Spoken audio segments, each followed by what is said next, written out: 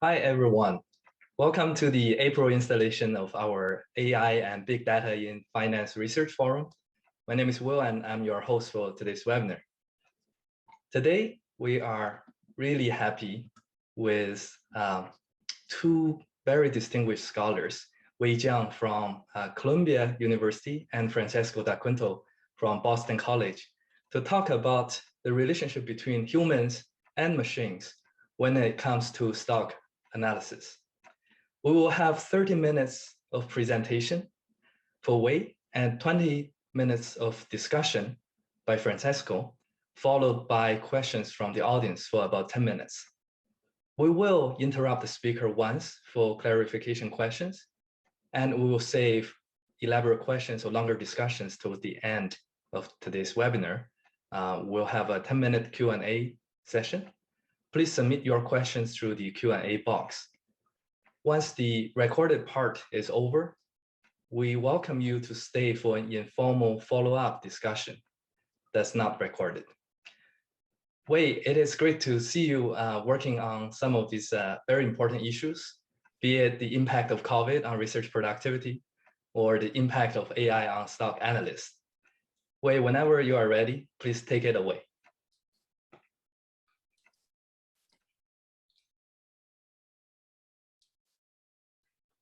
Thank you, Will, for the introduction, and thanks everybody for being here.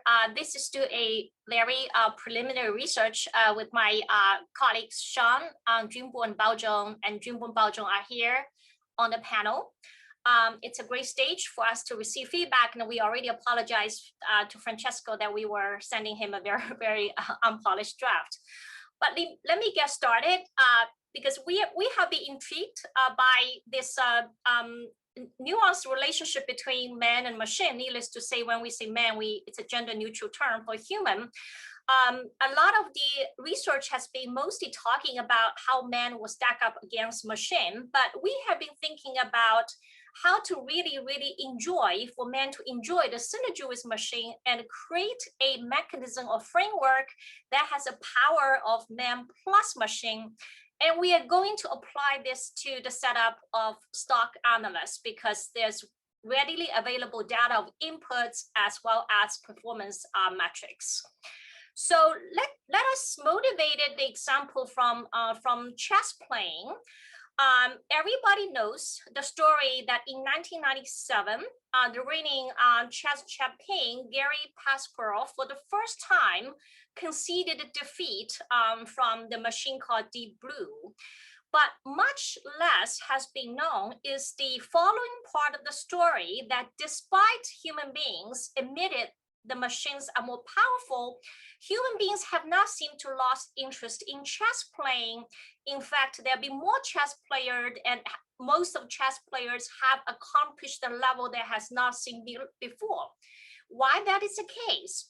Because this is precisely because people like Kasparov pioneered a new concept called a chess centaur player. So centaur is a creature in the Greek mythology where you have the human upper body combined with the body of a horse. So you can imagine how powerful it is. So basically, when Kasparov equipped himself with the AI machine, and which he called is a centaur player, he has been since invincible. So the centaur chess player has been winning all the human beings and all the machines. So if this story applies to chess playing, we think it could also apply to medical doctors, okay, pilots, and of course to our interest, stock analysts. So by now you will see that we are not uniquely interested in the stock analysts, but we think it is a very effective venue to precisely estimate the relationship from man versus machine to man plus machine. And we also hope that this would motivate us to think further, to reconsider our own role in the age of AI. Instead of worrying about how we will be replaced by machine, we should think about how we can become more effective, more powerful by letting machine to augment us. So the objective of the study is pretty straightforward. In this paper, we'll be doing three things. The first is that we will build our own AI analyst. Now, this is not our ultimate goal, but it's a very necessary premise that we are able to do that, to have a machine that will beat at least more than half of the human analysts, so that we can opine on what is the relative advantage between machine and human being, and when their synergies would be the best. So these are the two following up questions that are more important, but they only follow after we accomplish the first. Now, the literature review, I will go very quickly. We obviously would like to contribute to this long and growing literature about how the machines have been a competition or even threat to human workers. And we hope we are posting a brighter future than prior literatures on machines, robots, and AI. Now, we are also connected to a emerging literature that views big data as another novel input to the traditional Cobb-Douglas production function. And finally, we learn a lot from the more technical literature that develop various machine learning tools as well as applying them to financial settings. So these references are very preliminary, incomplete. If your paper is relevant but we missed, please send us and we'll make sure that we will incorporate them. So since I only have half an hour, I will go straight into the data set. See, analyst forecast data set is straightforward. Currently, we updated to 2016. There's nothing unusual 2016. My co-authors developed several key variables that so far only update to the year, but we're very ready to expand to more recent years. But in this sample, we're looking at about 2/3 of analysts' target price forecast, covering over 6,000 firms, more than 10,000 analysts, and they are employed by over 700 brokerage firms. Now, if you have been paying attention to the analyst literature, you might immediately ask, why not earnings forecasts? That seems to be the main subject in the vast majority of the analyst forecasts. Now, we want to point out, in fact, if you look at the universe of analysts, 95% of them would issue some price-based recommendations. So that just means analysts, they are not just forecast earnings many times, they also would have to make price-related forecasts, because after all, the investment recommendations are more based on the price projection instead of earnings. Now, the more important reason that we focus on the price is that earnings are subject to potential insider discretion, or more negative connotation word would be manipulation. So in fact, if you are a very powerful analyst, the managers would have the motive actually to meet your forecast, perhaps beat by a penny. So if you use that as an analyst forecast, as a forecast performance metric, we might run into this feedback effect. So this is why we focus on the price, because it's mostly determined by external forces, not obvious anyone would have any power over. Now, we are not looking at particularly qualitative recommendations like the buy, sell, hold, because we want to be able to measure the forecast accuracy. And this is why our sample main analysis is exclusively about target price projections.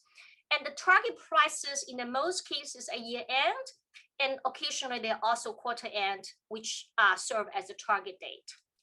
Okay.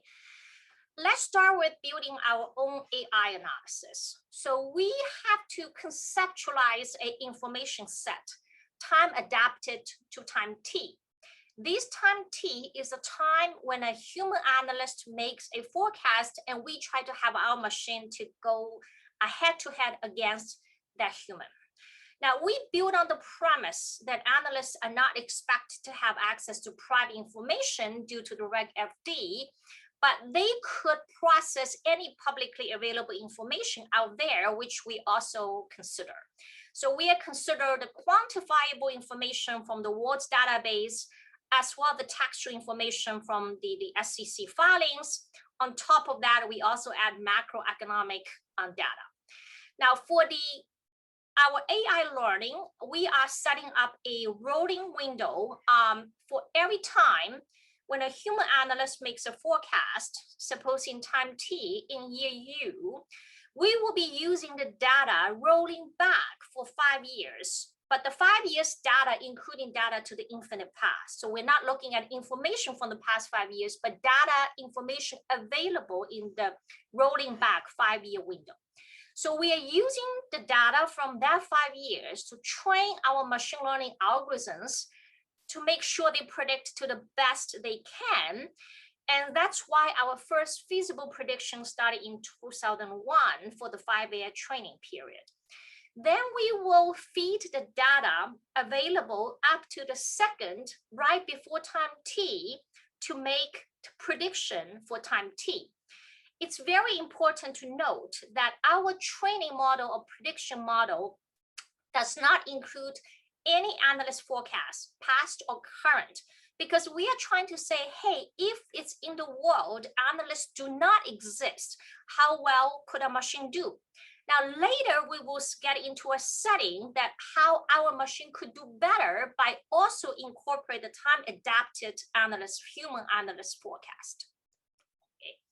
So I will also go through the variables very quickly. So any of the common suspect firm characteristics that all of us write papers on from the WARDS database. And also, we also include some process variable because why not? We're here to stand on the collective wisdom of a whole profession. So we are looking at Li et al., the new competition measure from 10K, which build on the counting of competition-related words. We are looking at Hoberg et al.'s paper about product market fluidity, basically look at how much your rivals' products are moving toward your own. We're looking at industry affiliation as well as a bunch of other related information related to firm or the industry. The macro variables are also very standard, from the treasury yields to the default spread, to the inflation rate, to the industrial production index, and we supplement with additional textual sentiment. And we include the well-publicized research regarding positive negative sentiment by Lochran McDonald, as well as newer measures based on sentiment that capture especially the managerial sentiment related to the future performance and isolated away from directly related to performance. Future prospect not directly related to the performance. Okay, so this is a introduction of the models that we adopted. That's not the ultimate goal, but we just want to point out that we considered all the common popular models out there, all the way beginning from OIS regression, which you find, obviously perform pretty poorly, all the way to more state-of-art machine learning models. And in the end, we are focusing on an ensemble model of 3 powerful machine learning tools, including the random forest, the gradient boosting, and also the long short-term neural networks. And later on, when we're presenting the MEM plus machine model, then we're using the same ensemble model, but we also incorporate the inputs from human analysts. Now, before we look at the starting with the man versus machine context, let's first hypothesize, say, hey, what the potential factors could be for the relative performance of man versus machine. Now, the first element that we hypothesize would be related to the public information environment. Now, obviously, we only look at public information because we're assuming whatever advantage is not due to access from non-public material information. So when the information environment is not transparent, there's a lot of information asymmetry, we anticipate that human beings probably will be better at picking those clues than an impersonal machine. Now, on the other hand, if the volume of information is huge, for example, we capture by the number of AK reports, the AK reports are ad hoc disclosure for material developments of firms, then you expect that machines would have an advantage to aggregate and synthesize and processing it, even though human beings have the same exposure or access to those information. An important variable that we will be talking about will be about the amount of intangible information. Now, given its name, obviously it's so intangible to be very, very difficult to measure. So we are borrowing from the literature from a very intuitive, simple measure, such as the ratio of intangible assets to total assets, or more recently, from the work by Evans et al., then they look at organizational capital and the knowledge capital by tracing out the dynamic integration process of firms' SG&A expenditures as well as I&D. Okay. Now, finally, the analyst's own information environment resources are no doubt important. Now, we look at the time horizon. Basically, it's remaining days to target date, mostly the year end. We also proxy for the brokerage firm resources by the size of it, such as the number of analysts it hires, and also how dense a firm year has been covered by analysts by looking at the previous predictions of that firm year pair. Okay. In addition, there are a couple more straightforward variables. We look at shareholder base. Now, you're familiar with the percentage of institutional ownership. But we thought things we're looking at the flow of information, that might be the number of institutional owners might matter more, but we try a variety of combinations. And one thing that from our discussion with the industry people, we learned one thing that arises from older conversations is that up to this moment, machines still have trouble picking up the bad time. So when economy is in recession, or the industry is about going into distress, usually human beings might see it, at least smart people like John Paulson, they might see certain bad times coming, but the machine is usually ignorant when it stands right on side of the cliff. So here we're constructing a variable to capture that industry distress. So we would classify a industry distress as the industry return falling in the bottom quintile across all industries and the return being negative. So if all the boats are floated high, it's not a distress, have to be negative and has to be the bottom quintile. Okay. Now, a last element will be very relevant for the last part of analysis is that we also want to account for the fact that human analysts, especially in recent years, in well-resourced brokerage houses, they have the AI capacity augmentation already. So we will be capturing brokerage firm AI capacity or AI investment based on their AI-related job recruiting using the burning glass data. And we also will trace out the coverage of certain firms, especially what we call the B2C firms, where you can actually track the footprints, literally and figuratively, of your customers, like the satellite image of the parking lot of a store. So we also trace out those alternative data coverage and see how human analyst performance improve relative to our AI model with the help of such in-house AI help. Okay, so let's come down to the model. Okay, so we are going to have an AI prediction based on information available just before the time t, when t is a forecast, the time when a forecast made by human analyst. Okay, so we said that the AI beats a human if the absolute forecast error is smaller for AI than for human. Okay. And we express the price in the log terms to mitigate the skewness. And we would say, you know, whatever we are able to build is the lower bound because we are still amateur players here. We're financial economists, but we try to build an AI but at least our AI seem to fare very well relative to the forecast that's out there, some of which might already be equipped with their own AI help. So this is what we have. So this is the probability in a given year on all the forecasts that our AI machine beats the forecast by a human being. So you will see that it's up and down, and the downtime is mostly bad time. You know, if you still remember, 2013 was the end of the double dip recession. Just before the recession ended, was a little double dip.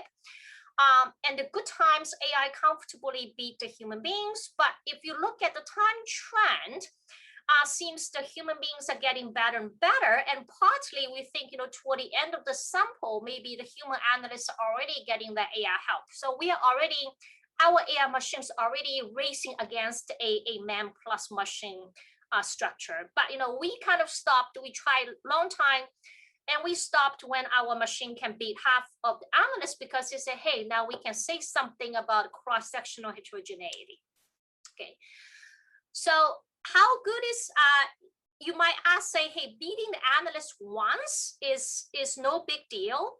Can you beat the better of the old analysts? So we are also doing an exercise, say, can our AI machine beat the analysts that are on the upper half of the analyst universe, or even more strictly, can we beat an analyst who has shown the track record of beating each year in the past 1, 2, 3, 4, 5 years? So the second test is even more stringent. So overall, our AI machine stacked up well, so it can beat the top half and comfortably so the bottom half. Now, the second test is more difficult because when we look at this cell, we're talking about an analyst who beat the bottom half each year for 5 years. And when we look at this cell, we're talking about the top 5% of the best analysts. So our AI model is almost even with the top 5% of the best analysts. So that's we feel our AI machine has real power, at least deserve a equally generous compensation as analysts who are out there working those brokerage houses. We can check in a different way. Say, if we follow the recommendation of our AI analysts, can we make money? Now, we're not here to make money. We hope to publish a paper, okay? So we are looking at it here just to say, if our AI give a higher recommendation than a human analyst, it's a buy, vice versa, it's a sell. If there's a more buy than sell signals, we long, and the vice versa, we short. If we have a monthly rebalance portfolio or 6 months rebalance portfolio, what would be the performance?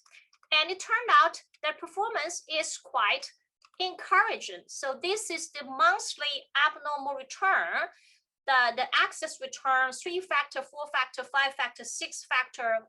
We are looking at the monthly access return anywhere between 60 basis point to 90 basis point, quite substantial.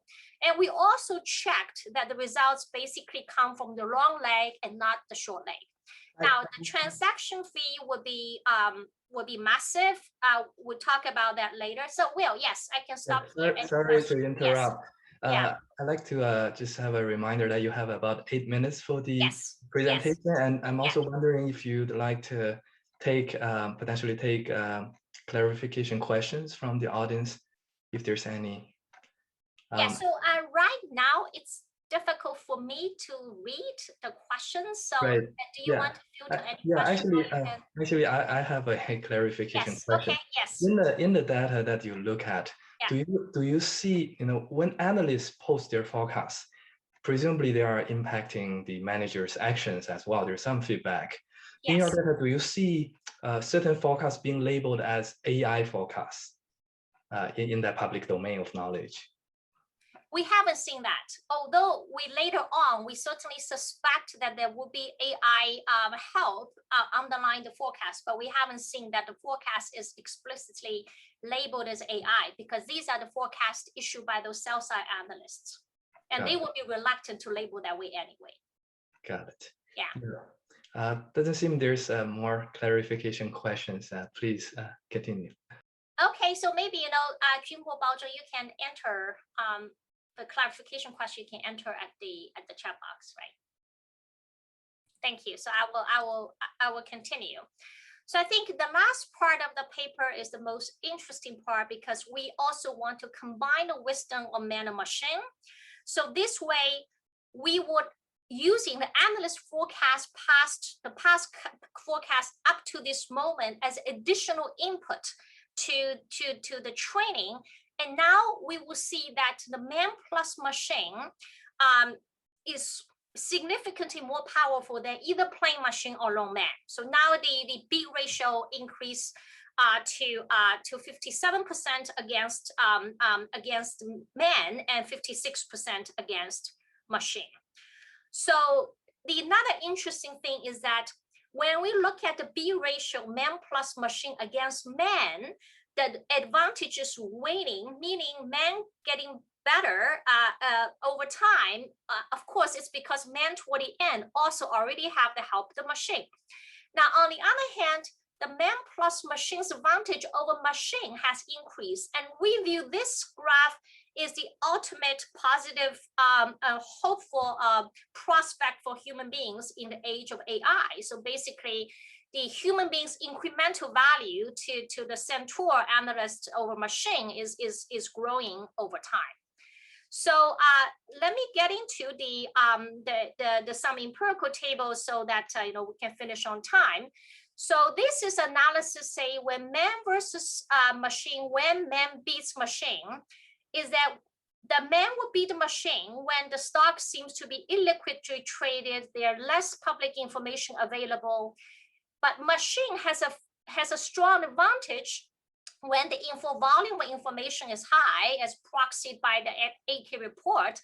And also human beings have a uncompromising advantage when the amount of intangible assets is high, etc. And also analysts in well-endowed brokerage homes also fare better against the machine.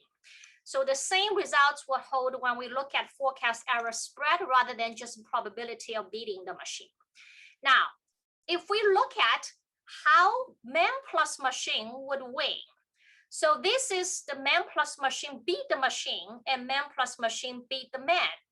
Mostly the signs are opposite, but there are some synergies which I can highlight one. So this one, incremental value of man is basically if you're adding man, how much accuracy you can accomplish to the man plus machine. And this is incremental value of machine.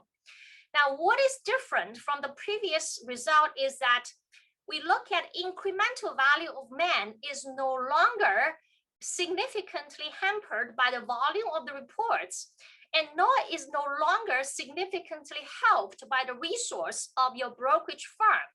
That means if a man is equipped with AI help, our AI help, then the volume of information will no longer hold you back. And also the AI resource in your own brokerage firm also will not help much because we are democratize the AI help. Okay, so finally I have 4 minutes, so let me cover the event study.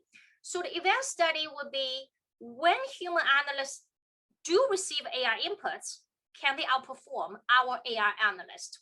So how do we know that human analysts receive real AI inputs?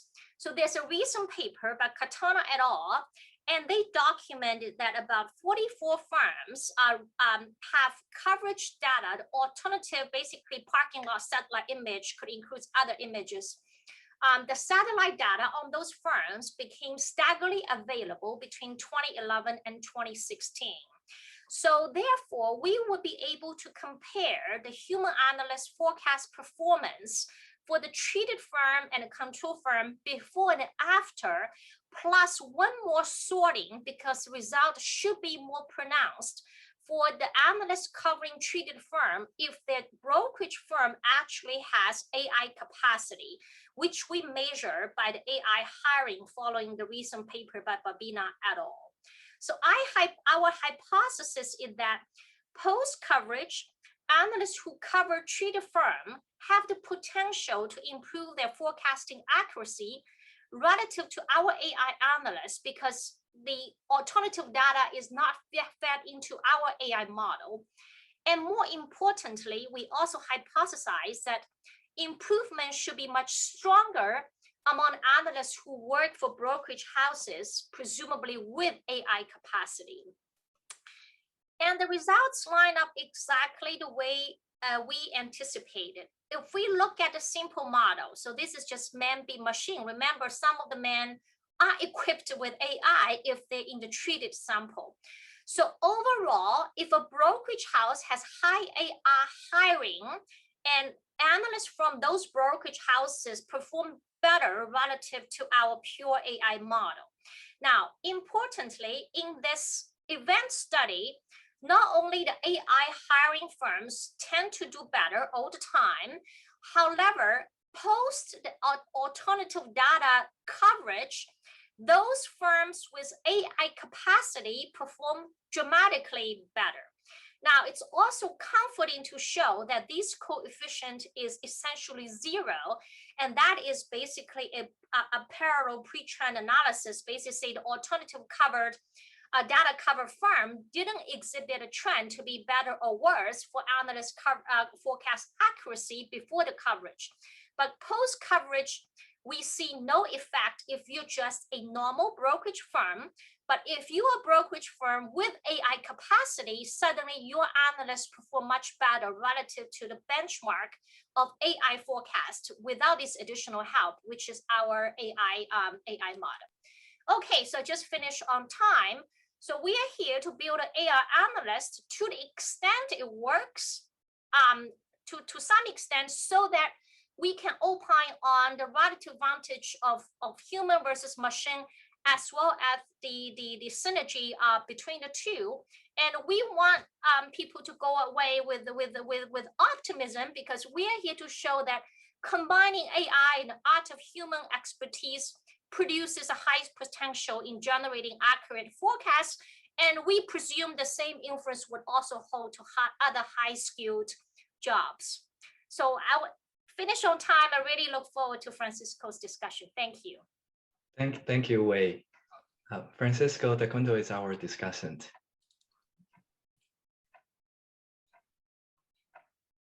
We have 20 minutes.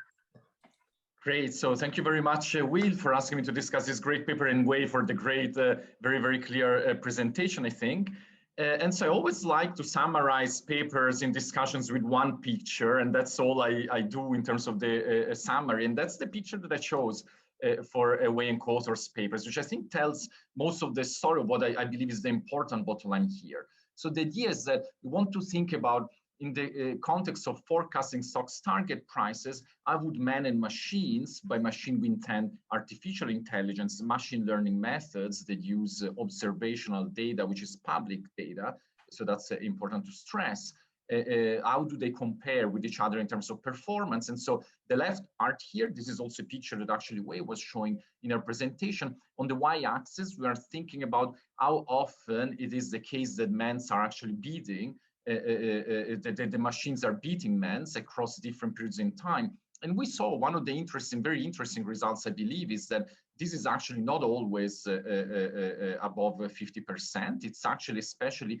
in situations that are very well defined, negative business cycle shocks, and in particular this double dip in the recession 2013, where we do see that men seem to have an edge on these potential methodologies. Also, Wei emphasized an important result, I believe, which is that this ability of machines to perform better in forecasting than men reduces declines over time, potentially, as they suggest, because these forecast humans have access themselves to the machine intervention.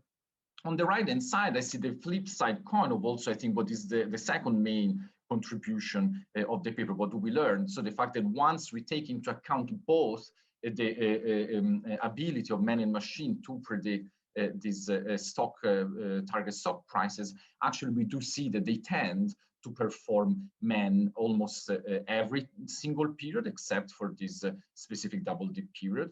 But there's also a third picture that I couldn't fit in my kind of one picture slide, which is that actually the combination of man and machine also performs better than the machine itself. in most periods. So what's the bottom line? I think, that we want to get out of the paper is that this is really, I believe, the first paper, at least to the best of my knowledge, that actually gives us a clear sense for why, when, and how AI and machine learning methods can provide better target forecast price predictions in this context. And this is a very important contribution, as I think I will also stress throughout my plan for comments. Now, in terms of the comments, first of all, I would like to say something about the contribution of this paper to the literature, where I see it fitting in the literature, and even more broadly, like given the context in which we are, what is really FinTech research and why this is a FinTech paper. And then I will spend most of my time in trying to provide sort of comments in terms of trying to dig deeper into the economic channels that might be behind these different abilities of man and machine to provide different forecasting abilities. So I will not go too much into the details of the specific methods, as you will see, but trying to think about in a context where typically we believe there is no really sense for the economic channels. I actually think the authors can do a lot that would be very, very interesting to observe. All right, just starting in terms of like the contribution, the placement in the research. By working myself a lot on FinTech, the question that I always get, the first slide typically is, what is really FinTech research? Because nowadays we have this buzzword, everything seems to be FinTech. In particular, people often think that any technological application, either using new statistical methods, existing statistical methods, or new technology in finance, that should be FinTech research. Well, if we were following this definition, if you think about it, we would have a very bad kind of sense for whether this could be a good way to define FinTech research. Let's think about, the fact that technology in finance has existed since the start of finance and economic interactions in itself. One example that I actually like the most is usually the very first example, I think, as we should ask also historians, obviously, of kind of fiat money in history of humanity, which is the jiaochao during the Yuan dynasty in the Chinese Empire in the 1300s. So still today, we think about this technology. So this improvement was so important that the unit of measure of currency in Mandarin Chinese is still yuan, coming from this very specific type of intervention, most historians think. This was one of the major technological improvements in finance. Would we think that this represents FinTech research? So if we were studying the introduction of this dimension, well, probably not. Another type of intervention that is a very important technological improvement over the last few decades was the introduction, for instance, of ATMs all over the world, which reduced the labor costs in obtaining cash in having economic transactions. All these are technological applications in finance, but we wouldn't say that this is FinTech research. So what is really peculiar, or what we should think as FinTech research? Well, that's at least what I think it is, and I take my prerogative as a discussant to make this point with some work we have with Sang-Win Ho, a great PhD student at Chicago Booth. Our main idea is that the crucial defining feature of FinTech research is the fact that we study and we base on the very recently available big and open data in the financial realm. And so in particular, the way we think about it is that for this research to think about 4 important areas, all of which are defined based on this notion that we think about the availability of big and open data in finance. This blue ring of FinTech research, which thinks about using existing statistical methods to better understand the role of big and open data in financial outcomes. That's exactly one of the areas where I think this paper fits, and also the work of many others of you in the audience. This green ring, which is the idea of thinking about new theoretical paradigms and new statistical methods to understand the role of big and open data in finance. For instance, Will, Cong, and co-authors have many papers also in this area. And then the second part, what I see here at the bottom in terms of these other 2 rings of FinTech research, the idea is how can we use big and open data to potentially change, advise, improve economic decision-making or agents in the economy. So the red ring here that suggests using this big data in particular to advise households or decision makers like robo-advising, income aggregators, and so on. And the purple ring, which gives us the idea of using this big and open data to learn more about the characteristics of these decision makers for dimensions that we would never be able to observe without having them go on a FinTech app, for instance, preferences, beliefs that we can now elicit directly. So in this premise then, where I think that this paper really fits, and I believe, I mean, could be one of the literature contributions of the paper, is the fact that I think it's one of the very first ones that brings together two of these broader sort of areas, rings of FinTech research, what I call as the blue ring, so using existing statistical methods like machine learning methods to analyze, to understand big data in finance, but also the red ring, which is the idea of how can we use these methods to provide predictions that could, in principle, affect and improve the decision-making of economic agents. And so this is the area of robo-advising, broadly speaking. So we are not only talking about, portfolios for households, but really about providing any form of algorithmic-based advice to potential agents, in this case, analyst forecasts.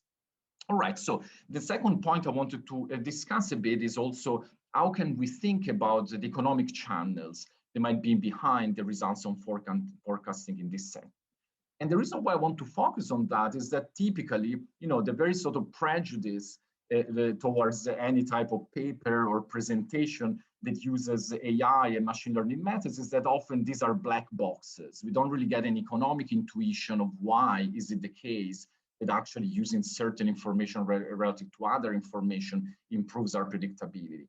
Now, I really strongly believe that this is really a very wrong approach and a very wrong way to think about it. And in particular, actually, exactly these machine learning methods, including the ones the authors are using, provide us very strong information on economic channels and intuition, largely because they allow us to understand the non-linearities in the relationships between our predictors and the outcome variables. Now, typically in economic research and in finance research, just for ease of statistical modeling, we've always assumed the relationships are linear and then distributions are normal. But by doing so, of course, we miss a lot of important economic intuition and information that comes from the non-linearities of these relationships. And that's exactly where I believe, at least in my view, the machine learning methods can provide us economists with a lot of information regarding economic channels. Just to give some intuition very briefly, and I thank my friend and co-author Alberto Rossi for having told me these things actually, but what is one of the ways in which then we think that this non-linearity happens? Well, for machine learning methods such as boosted iterative methods like the GB that the authors are studying, or the boosted regression trees I'm showing you here, suppose that we have a relationship between two variables which is captured by this black relationship here. So this is a highly nonlinear relationship. Now, if we only think about linear regression to understand this relationship, we will uncover a positive association, but this positive association doesn't give us a lot of information regarding why is the variable on the x-axis relevant to forecast the one on the y-axis. So through these iterative methods, we can capture these nonlinearities more, because why? We keep iterating and considering averaging the original relationship with more and more and more partitions, so that we actually end up uncovering these nonlinearities. So why is uncovering these nonlinearities so important for us? Well, because all these methods, then most of these, except for the neural networks applications the authors have, actually allow us to estimate the partial dependence of each of these variables relative to the others. So that means what is the nonlinear association of the predictor variable relative to the outcome variable. So here I'm showing you an example of that from some work, in this case by Rossi, for instance, on predicting stock market returns by machine learning. So what's the idea here? So here we are thinking about how does the PE ratio, earnings to price ratio on the x-axis, help us predict the returns of different stocks on the y-axis. And so what we see is that throughout the support of this predictor variable, actually changes across different levels of the support don't have the same predictive power for the outcome variable. So there's some parts of this distribution of the underlying variable. So when the PE ratio increases above and below certain of these values, suddenly the predictive ability for the cross-section of stock returns increases dramatically. Whereas in other parts of the distribution and the support of this variable, there's no actual increase in predictability at all. Now, this type of results, I want to stress them because when we think about the applications, especially by statisticians of these methods, these are considered usually some kind of meta-analysis that, you know, we don't really necessarily care too much. We only care for capturing what is the forecast accuracy of our predictions. But I believe that as economists, we want to focus on this type of meta-analysis because that's exactly what, for instance, can provide us with some information regarding why should we care, or thinking about which of this information and which of these variables help with the predictability. Now, in the specific context of Wei and co-authors' papers, I think that the contribution can come from two different dimensions of this type of analysis, or thinking about partial dependence and nonlinearity. The first one, what I call here in the cross-section. So if we think about the overall sample, so not thinking about overlapping periods, overlapping models, so the authors actually can, in this very simple sort of meta-analysis of partial dependence, give us a clear sense, I believe in this paper, of why do certain predictors matter in which context. So for instance, if we think about, say, a measure like a predictor such as industry concentration, in which context does this industry concentration matter? So does it matter linearly? So every situation in which we think about concentration increasing from one value to the other, that will have some predictability for target prices, or is it very specific levels of this concentration we should worry about? For instance, only when concentration becomes extremely high, maybe that's the only situation in which this predictability increases. That would suggest to us that then we should care in particular for that variable in that very specific context, not necessarily in other settings. And also, of course, the authors could do the same type of analysis in the time series to provide us for some information about how do different variables provide predictability for the outcome across different dimensions, for instance, in the business cycle.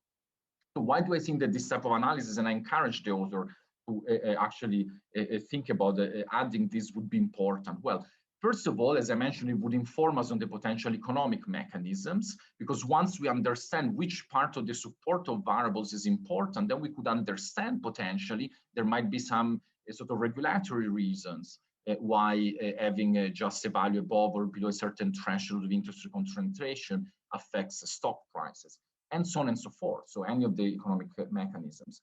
It also would provide with a kind of a roadmap for practitioners in terms of the red flags we should pay attention to. So as I said earlier, maybe normally industry concentration is not really relevant, but once we hit a certain threshold, that's when we should account for knowing that this dimension has changed when thinking about our predictions. And also the third thing is that I believe this type of analysis really makes the ML application very unique and very important, because it would be virtually impossible to detect this type of nonlinearities in other ways. So one alternative way, the only thing I could think about doing is asking actual analysts, maybe in surveys, in which situations do you care or you don't care for certain variables when you use the information. You know, of course, this would be very hard to do. It would incorporate also potential biases, inattention, conflicts of interest that analysts might have in reporting results to this service. So I believe that this type of analysis would really be particularly important and unique. Francesco, you have another 4 minutes for the discussion. Yeah, exactly. So this last second part, I mean, will be kind of quicker. So the two kind of points regarding the two main results, like man versus machine and man plus machine in this case.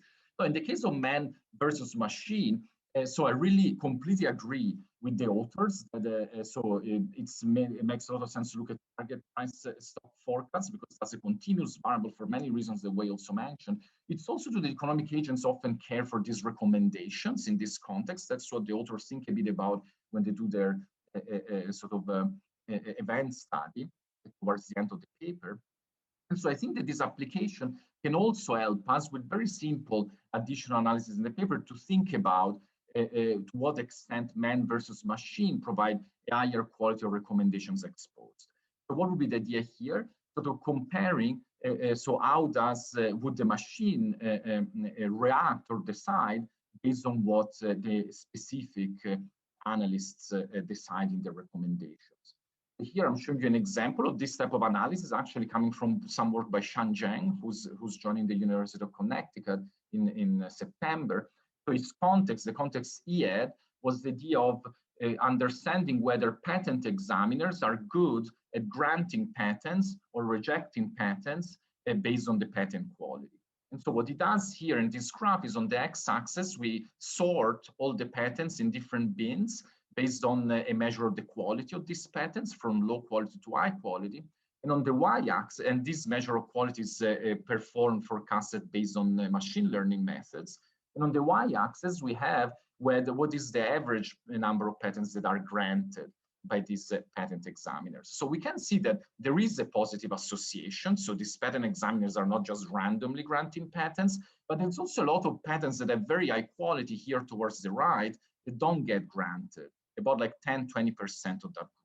So that would be an idea, gives us an economic way to think about the improving performance we could have through the map. So the authors, I would suggest them to do this type of simple analysis, which is also based on the raw data, similar to what we saw before. In this case, we would store stocks based on the target price recommendations of their methods.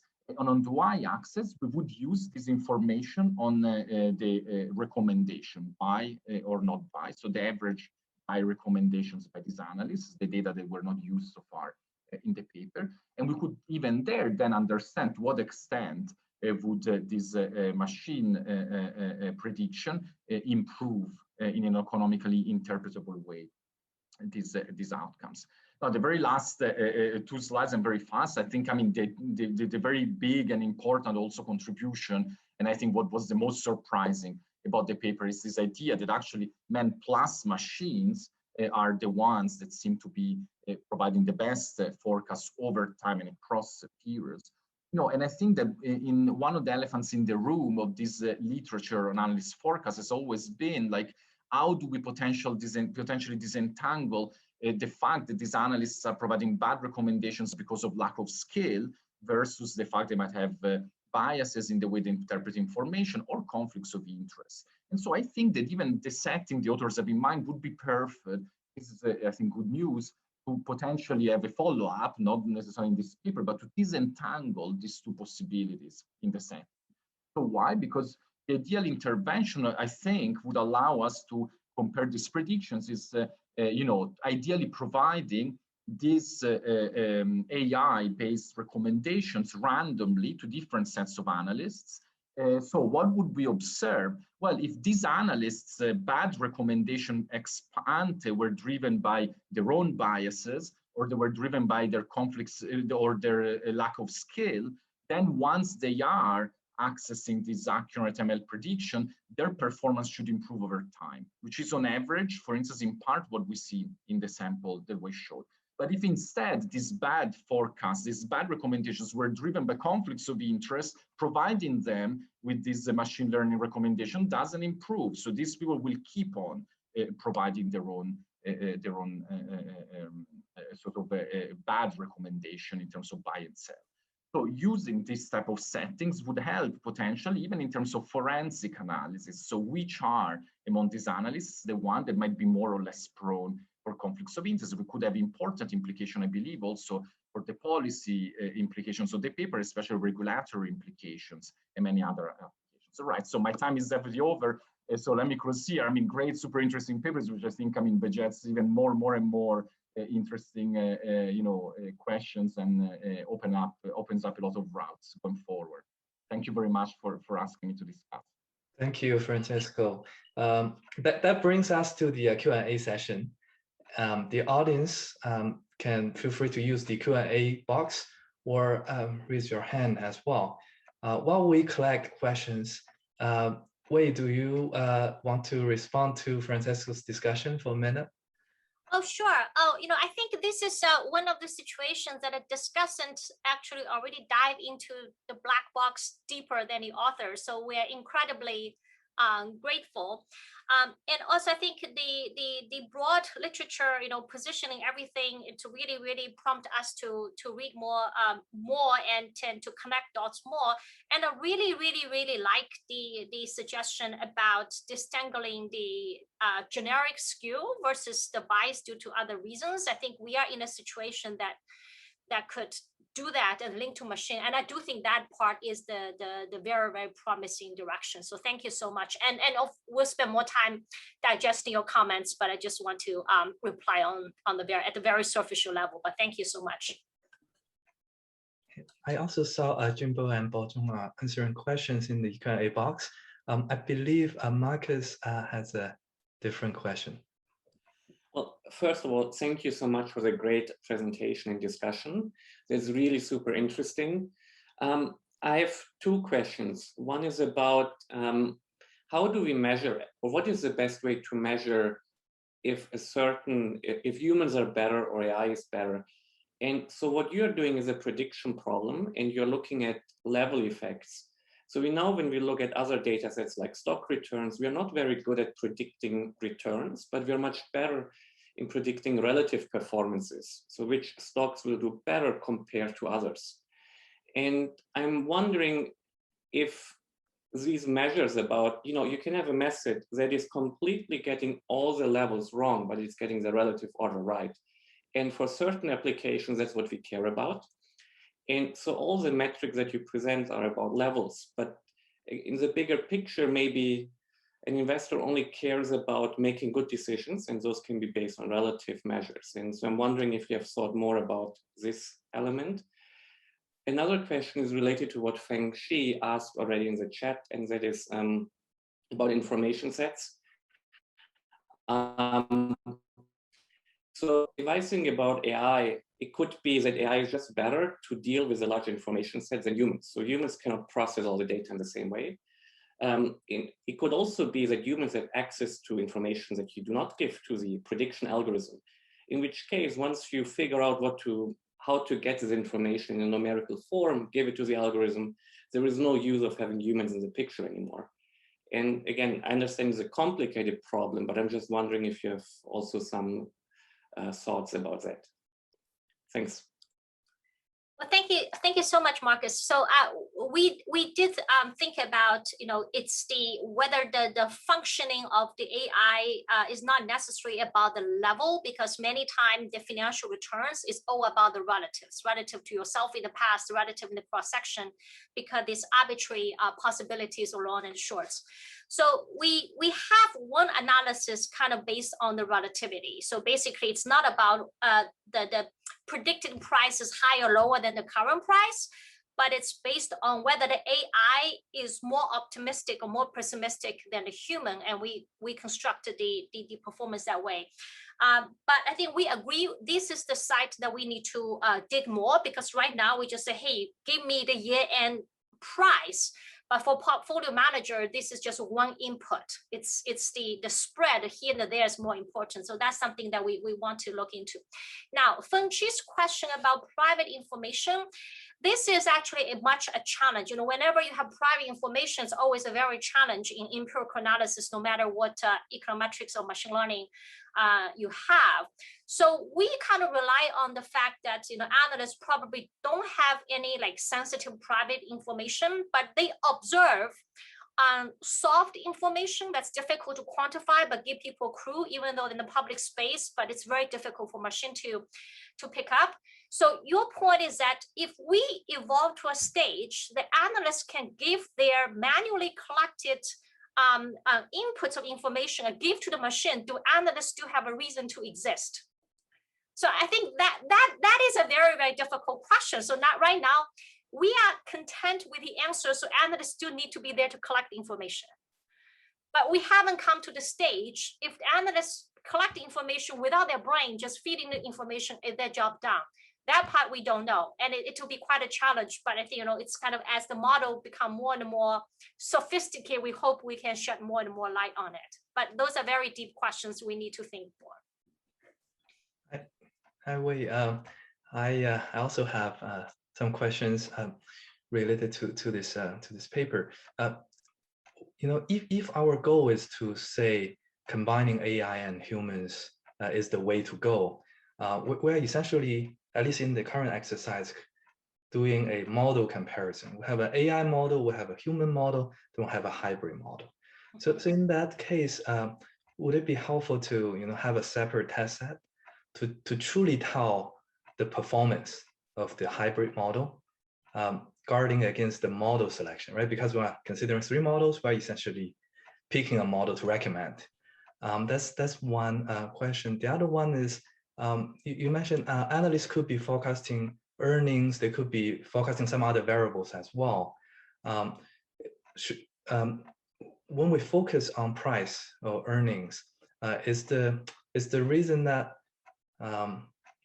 they are more stable somewhat than other forecasting or forecast outcomes? That's why I want to focus on them. What, there's an argument to say, well, if the eventual goal is for portfolio management, we do it at the portfolio level. If it's accounting reporting, we do it at the earnings level. Those are some thoughts I have. Yes, so these are two very relevant questions. So one is, you're right. Once we have the 3 scenario, the 3 models are not nested. So we just have in the end, we're having reduced form comparison in the end. We're not nesting the three models to have an integrated comparison. So we'll think about it. I don't have anything out of my mind right now.